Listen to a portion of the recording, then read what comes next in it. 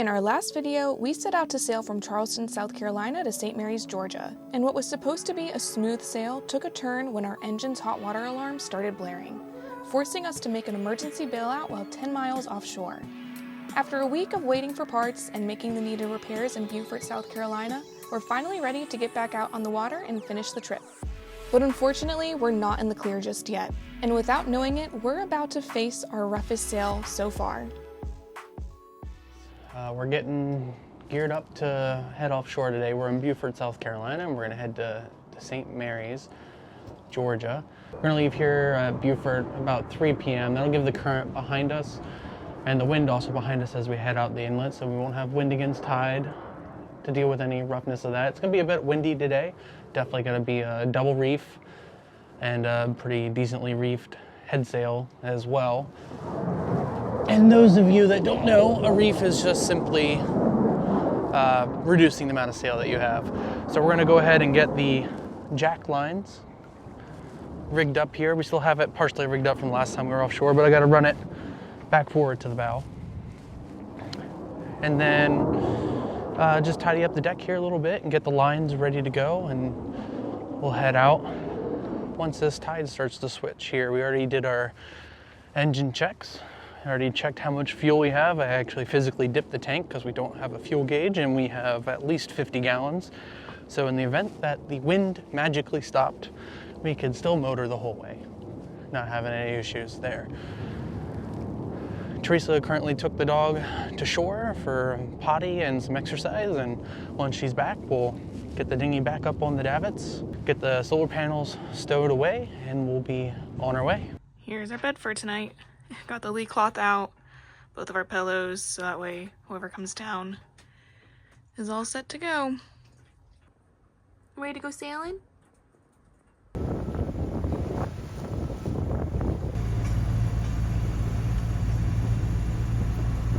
you ready?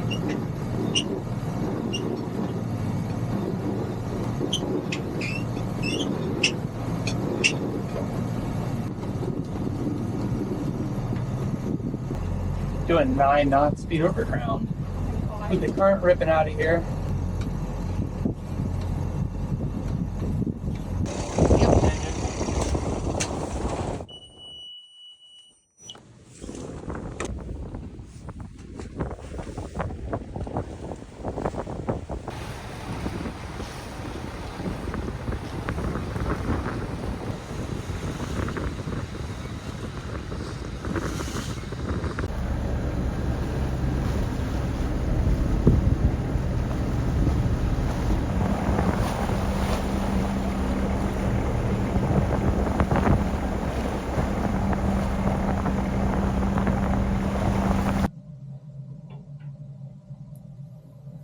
Well, we thought we had everything put away for our passage, but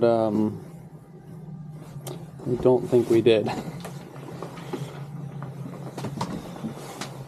Doors flew open. Oh yeah, some leaks. It was a rough passage. To say the least.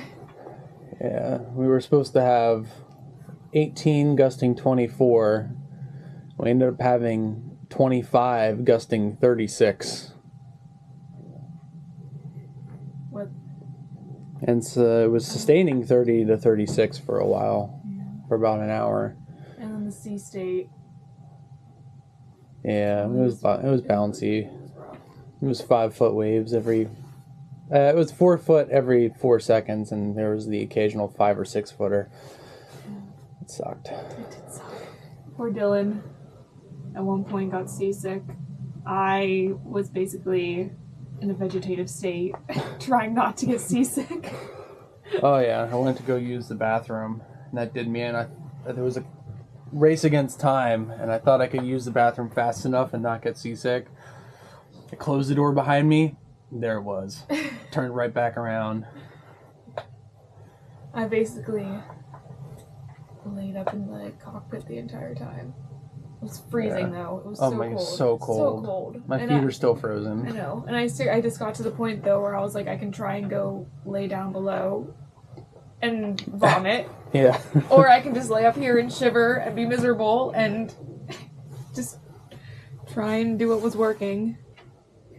It's funny. I could crawl into that cradle. If I'm standing up and the boat's moving, it's a race against time. But if I lay down in there, perfectly fine. Could sleep hours. Not much sleep, but I could lay there for hours and just be fine. I'm ready for a nap. All of this got thrown on the floor on this passage. That opened. This fell. The bike fell. The hatch leaked. The bike was up there. The fridge is covered in salt water. The floor is soaking wet, actually. Wow. After some much needed naps and a bit of tidying up, we were ready for some well-deserved time on solid ground. So we hopped in our dinghy and took it to shore. This sail ended up being the roughest sail we've had yet, with relentless waves on our beam and stronger than expected winds. Throughout the constant bashing and rolling, we were both completely wiped out while trying to fight off seasickness. We don't have any footage of what we were up against that night, but honestly, neither of us were in any shape to pick up the camera. The only comfort that helped me get through that night was imagining how nice it was going to be in the morning to pull into an anchorage with calm waters for me to sleep soundly on. But if there is one positive that came out of this trip, it is that I now trust Atlas to keep us safe far more than I did before. She was strong and mighty, bashing through waves and taking everything that was thrown at her with ease.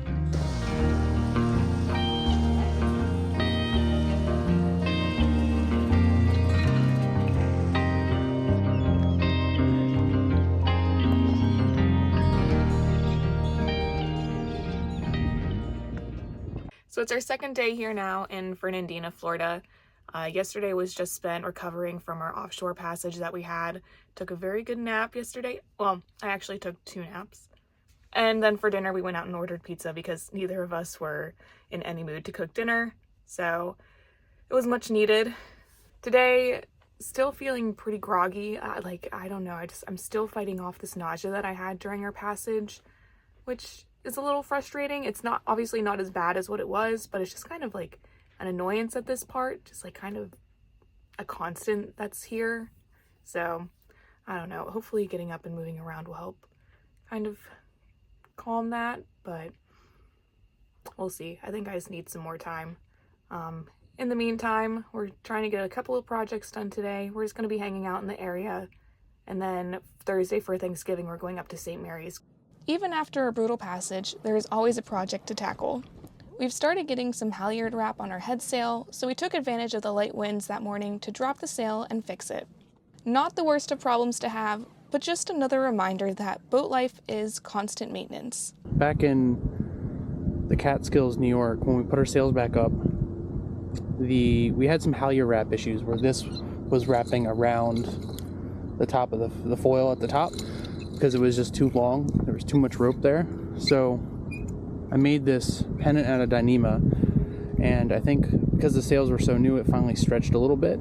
So now this swivel was actually going up and over the top of the foil at the very top of the mast, and because this is going up over the foil, it could damage the forestay, the steel wire that's inside here.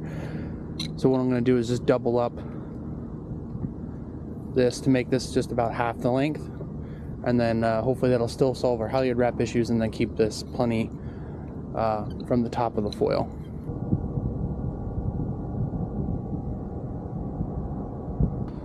Alright, so I doubled this up. I'll eventually switch it over once I know things are done stretching and I get it. I'll make a proper soft shackle the right size for this. But for now, we're just going to double that over. There really shouldn't be much chafe on that. It's not like it's going to be slipping and moving and spinning, so I think we'll be good. Just put some safety wire on that so it doesn't come off and vibrate loose, just as we have this one up here, and we'll be good to go again.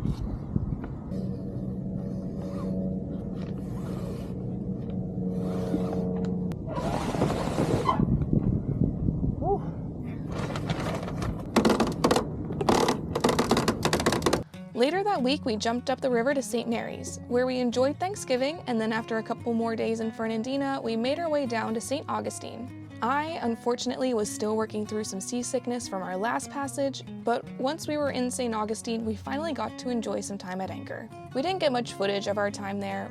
The time was spent recovering, resting, and enjoying the holiday lights that the city is well known for during December. I'm sure you can hear the engine running in the background, but we're getting ready to leave this morning. We're heading out of St. Augustine, which is where we've been for the last week, and we're going to start making our way, just a quick jump south, so that we can keep making our way down. And then later this week, we're hoping to get close to the Kennedy Space Station so we can take an Uber in and go toward the facilities there. So, very excited. Time to get back on the move.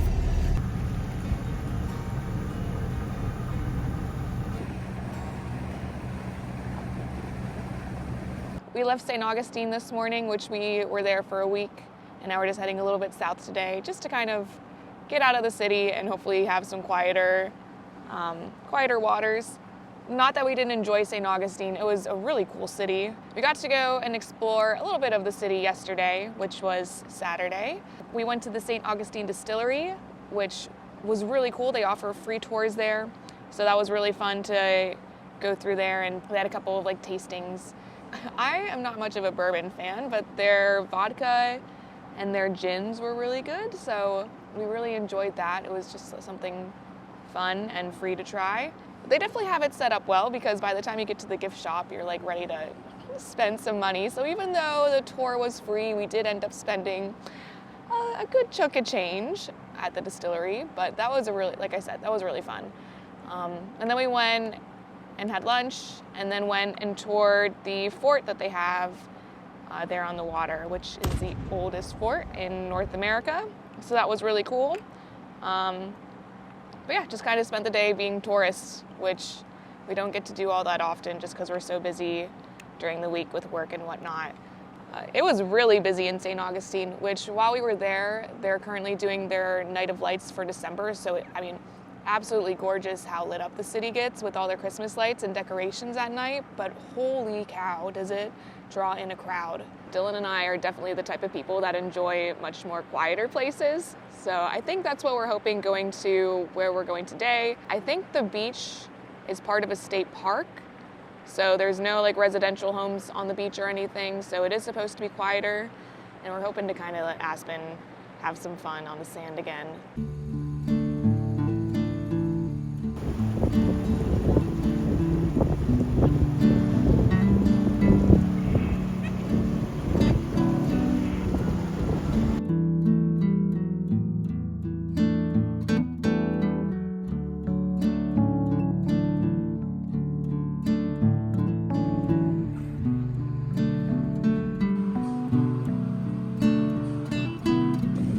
All right, Dylan, where'd we just go? We just went to Captain's Barbecue. We were staying in Marineland, and we heard there's a really good barbecue joint, just about a 15-minute dinghy ride, one plane away. So we jumped down to Captain's Barbecue. I can say it is the best barbecue I've had in a very long time. It was really good. It was so good. I think we're both going back to the boat about 10 pounds heavier. Yeah, I don't know if they're taking get off the plane anymore. It was really good though. Well worth it. Yes, this will be a tradition. In the past year, we will stop at Marineland and we'll come to this barbecue joint. All right, Captain, gun it. Let's go.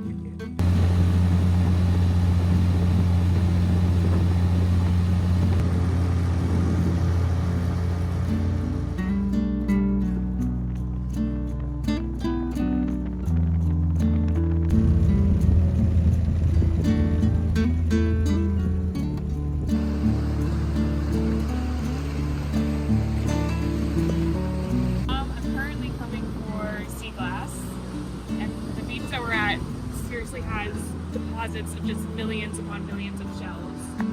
So I found a couple of cool shells, one piece of stained glass. I'm really trying to keep an eye out for a shark's tooth. I haven't found one yet, but I'll report back if I ever do.